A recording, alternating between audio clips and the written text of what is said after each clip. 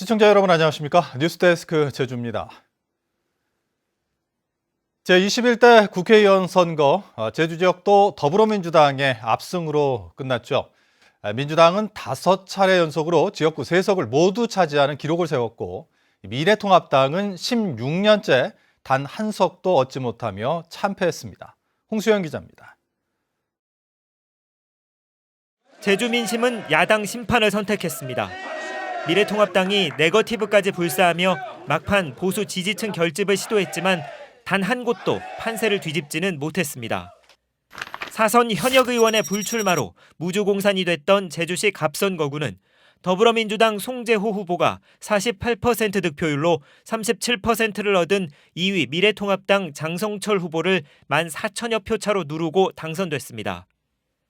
정의당 고병수 후보는 7% 득표율로 3위를 차지했고, 민주당 중앙당의 전략 공천에 반발해 무소속으로 출마한 박희수 후보는 5% 득표율로 4위에 머물렀습니다. 제주도의 문제를 국가적 문제로 좀 승화시켜서 이 정부 안에서 제주가 가려고 하는 아주 숙명적인 과제들이 있거든요. 4년 만에 재대결로 관심이 집중된 제주시 을선거구에서는 더불어민주당 오영훈 후보가 득표율 55%로 미래통합당 부상일 후보에 앞서며 재선에 성공했습니다. 가장 큰 승리의 요인은 문재인 정부가 추진하고 있는 코로나19 위기 극복 정책 때문이라고 저는 생각을 합니다. 서귀포시 선거구에서는 더불어민주당 위성곤 후보가 55%를 득표해 43%를 얻은 미래통합당 강경필 후보를 10%포인트 넘게 앞서며 역시 재선에 성공했습니다. 집권 여당의 당의 이제 간부 역할들을 하게 될 것 같은데요. 그 안에서 우리 제주의 이익을 잘 대변해내겠습니다. 이로써 민주당은 제17대 총선 때부터 이번 총선까지 5차례 연속 싹쓸이 승리하는 진기록을 세웠습니다. 유권자들은 선거운동 기간 고소와 고발이 이어진 과거식 구태 정치에서 벗어나 안정적인 국정 운영을 바랐습니다. 민주당 탈당을 했던 사람들조차도 후보는 마음에 안 들지만 대통령을 지키기 위해서는 반드시 민주당을 찍어야 된다, 이런 생각이 생겼던 거죠. 16대 총선 이후 가장 높은 62.9%의 투표율을 기록한 21대 국회의원 선거. 코로나19 여파에 따른 사회적 거리두기 속에 실시된 이번 총선에서 도민들은 정권 독주 견제를 내건 야당에 등을 돌리고 집권 여당에 힘을 실어줬습니다. MBC 뉴스 홍수현입니다. 제21대 국회의원 선거 제주 지역 비례대표 투표에서는 민주당의 위성정당인 더불어시민당이 1위를 차지했습니다. 제주도 선관위에 따르면 21대 총선 비례대표 개표 결과 더불어시민당이 11만 8천여 표, 35.6%의 득표율로 1위를 차지했고, 통합당의 위성정당인 미래한국당은 9만 4천여 표, 28.2%의 득표율로 2위를 기록했습니다. 정의당은 4만 3천여 표, 12.8%의 득표율로 3위, 이어 열린민주당 6.2%, 국민의당 5.8%, 민생당 2.2%로 각각 4, 5, 6위에 머물렀습니다. 당선인들 모두가 산적한 지역 현안을 꼭 해결하겠다며 선거 기간 내내 지지를 호소했죠. 투표가 끝났지만 이들이 공약 이행을 위해 어떤 노력을 하는지 지켜보는 것도 중요할 텐데요. 어떤 공약을 내세웠는지 김찬현 기자가 정리했습니다. 제주시 갑선거구의 송재호 당선인은 도민 중심의 산업경제체계 구축을 위한 제주특별법 개정과 국책사업 갈등을 막기 위한 갈등관리 기본법 제정을 약속했습니다. 지난 국회에서 처리하지 못한 4.3 특별법 개정을 최우선 과제로 밝히며 당선 소감에서도 강한 의지를 보였습니다. 4.3 특별법 개정, 특별자치 완성, 이런 것을 모두 다 하라는 도민 여러분들의 요구요, 희망이요, 명령이라고 생각하고요. 정치 세력이 하나가 돼서 이것을 달성해야 한다고 봅니다. 재선에 성공한 제주시 을선거구 오영훈 당선인은 제주 신항과 연계한 물류체계 개편을 핵심 공약으로 내세웠습니다. 20대 국회에서 제정하지 못한 지역 출신 학교 차별금지법과 4.3 특별법 개정을 반드시 통과시키겠다고 선언했습니다. 대한민국 사회에서 차별받아서는 안 된다는 점을 강조해왔습니다. 바로 그러한 내용을 법제화시키는 공약이 술신학교 차별금지법입니다. 21대 국회에서 반드시 제정해서 우리 아이들에게, 우리 청년들에게 새로운 희망을 주고 싶습니다. 서귀포시 선거구 위성곤 당선인은 서귀포 헬스케어타운의 제주대학교 약학대학 유치와 골목 상권 전용 지역화폐 확대 공급, 해상물류 운송비 지원을 공약하며 힘있는 재선 의원으로서 반드시 이뤄낼 것을 자신했습니다. 집권여당의 재선 의원, 힘 있는 의원이 되어지거든요. 당과 그리고 청와대 그리고 정부의 중요 요직들과 같이 활동을 할 수 있게 되는데요. 이제 그것들을 통해서 제주의 이익을 최대한 관철시켜 나가겠습니다. 민주당 의원들은 4.3 특별법 개정안 지연과 국책 사업을 둘러싼 갈등 등 산적한 지역 현안 해결에 대해 야당의 발목 잡기를 이유로 면피해온 측면이 적지 않은데요. 거대 여당이 탄생하면서 공약 이행에 대한 기대와 무게감은 훨씬 더 커지게 됐습니다. MBC 뉴스 김찬현입니다. 더불어민주당 제주도당은 성명을 내고 제주도민들의 현명한 선택에 감사드린다며 4.3 특별법 개정과 제주형 자치분권 모델 완성 등을 위해 문재인 정부와 함께 노력하겠다고 약속했습니다. 미래통합당 제주도당은 도민의 마음을 얻는데 많은 부족함이 있었다며 선거 결과에 담긴 민의를 겸허히 받아들이고 성찰과 변화를 통해 제주 발전과 통합에 최선을 다하겠다고 밝혔습니다. 네, 앞서 보신 것처럼 민주당이 제주 3개 지역구를 모두 섞어냈고 전국적으로도 180석 의석을 확보했죠. 법안을 단독으로 처리할 수 있는 의석수인데요. 4.3 특별법 개정안과 제2공항 등 산적한 제주 현안을 풀기 위해서 국회의원과 야당 소속인 도지사의 초당적 협력이 필요하다는 지적입니다. 보도에 오승철 기자입니다. 4.3 희생자와 유족에 대한 배해 보상과 불법 군사재판 무효화, 추가 진상조사 규정을 담은 4.3 특별법 개정안. 더불어민주당 오영훈 의원이 발의한 이후 2년 4개월째 제자리 걸음입니다. 법에 의한 배해 보상은 여전히 이루어지지 않고 있습니다. 더딘 발걸음에 대통령으로서 참으로 마음이 무겁습니다. 이번 총선에서 민주당이 법안을 단독으로 처리할 수 있는 의석을 차지하면서 더 이상 야당 탓을 할 수 없게 됐습니다. 미래통합당의 오랜 반대와 비협조로 인해서 이렇게 되었는데 4.3 특별법이 다시 개정될 수 있도록 전력을 다하겠습니다. 문제는 제2공항 문제를 놓고 도민의 자기결정권이 우선이라는 민주당 국회의원 당선인들과 계획대로 추진하자는 원희룡 도정의 입장이 엇갈리고 제주의 미래 방향을 담은 제주특별법 개정이나 행정체제 개편, 개발과 보존의 문제도 온도차가 있어 보입니다.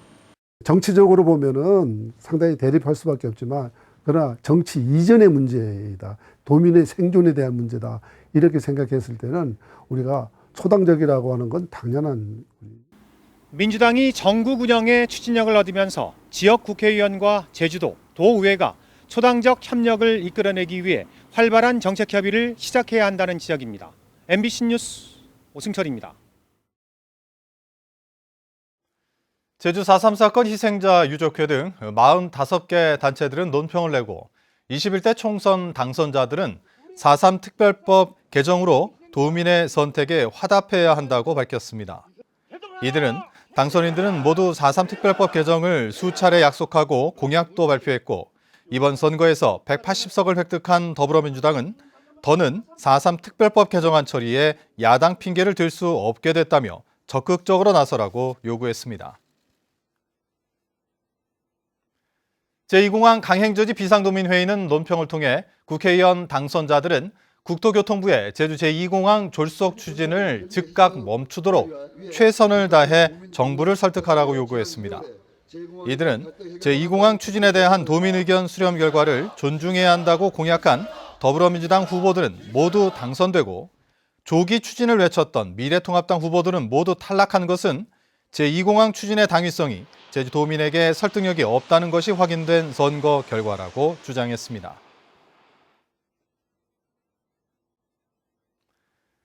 39표 차, 당락을 가른 숫자입니다. 국회의원 선거와 함께 치러진 도의원 재보궐선거 이야기인데요.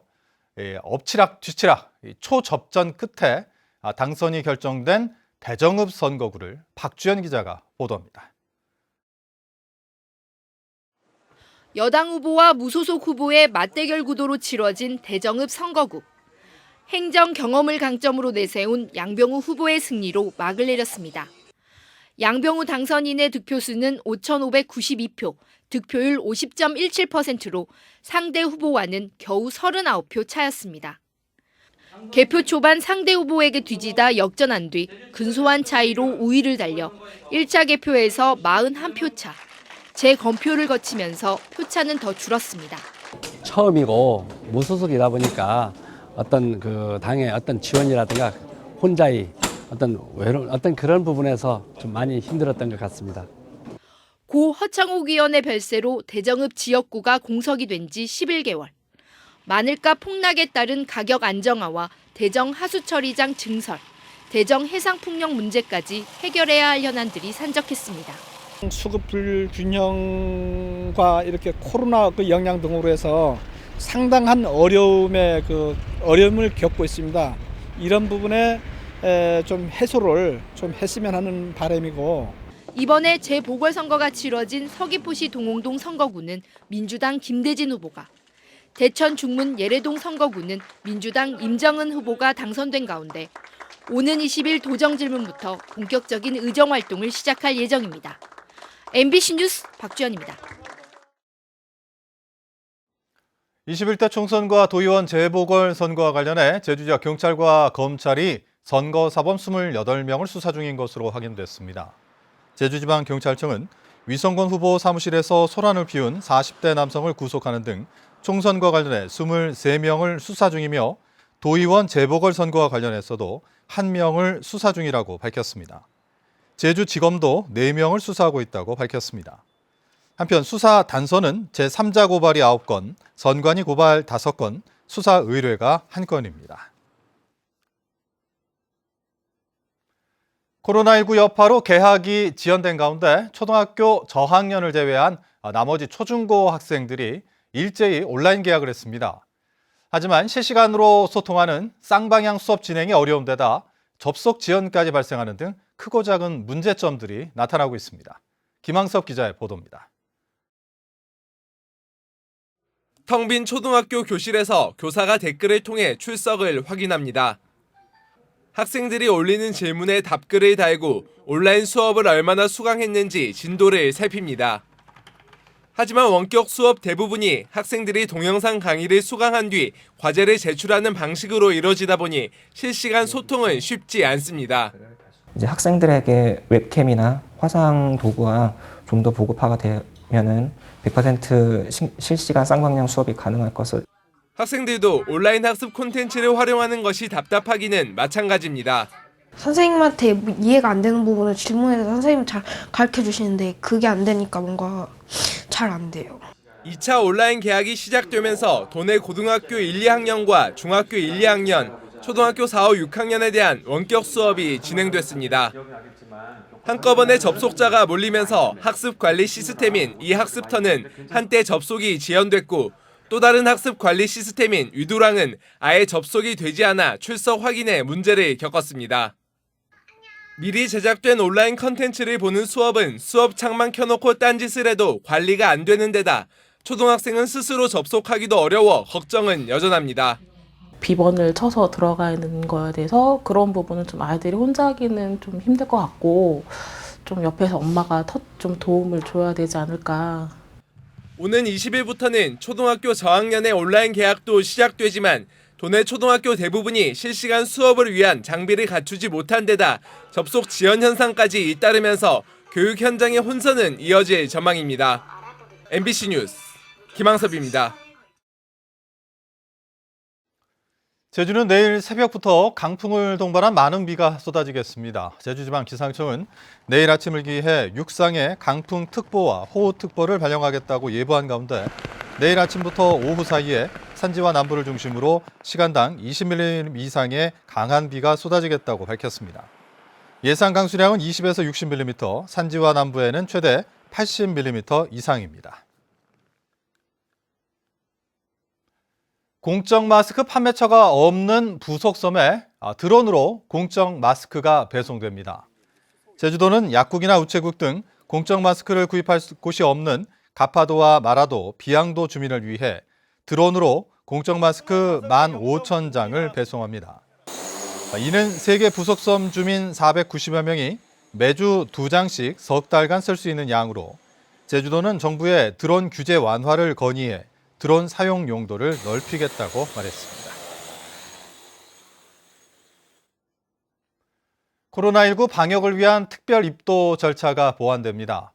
제주도는 제주 지역 13번 코로나19 확진자가 해외에서 입국했는데도 제주공항 워크스루 진료소를 거치지 않음에 따라 목적지가 제주인 해외 입국자의 경우 입국 즉시 문자 메시지를 통해 검사를 안내하고 입도 뒤 4시간 넘게 연락되지 않을 경우 경찰과 협조해 위치를 추적할 계획입니다. 도내 13번째 확진자인 20살 중국인 여성 A씨는 제주에 거주지가 있는 한시적 제주 영주권자로 미국 유학 중 지난 13일 입도했습니다. 제주항공이 제주와 여수 노선에 오는 29일부터 다음 달 31일까지 매일 왕복 한 편씩 부정기편을 임시 운항합니다. 여수 노선은 여수공항에서 오전 10시 30분, 제주공항에서는 오후 5시 10분에 출발합니다. 제주항공은 국내선 시장 지배력 확대를 위한 노선 다양화 전략이라며 정기편 전환 여부도 검토하겠다고 밝혔습니다. 제주연구원 산하 제주학연구센터를 재단으로 독립시키는 방안이 검토됩니다. 제주도는 제주학연구센터를 독립재단인 제주학진흥원으로 전환하기 위한 용역에 착수하고 오는 9월 검토 결과를 발표한 뒤 2021년까지 출범시킬 계획입니다. 제주도는 제주학진흥원을 통해 제주의 역사문화 자원을 문화관광 상품으로 개발시켜 지역경제 활성화에도 기여하겠다고 말했습니다. 제주 지역 농가 인구가 줄어드는 가운데 농촌 고령화가 심화되고 있습니다.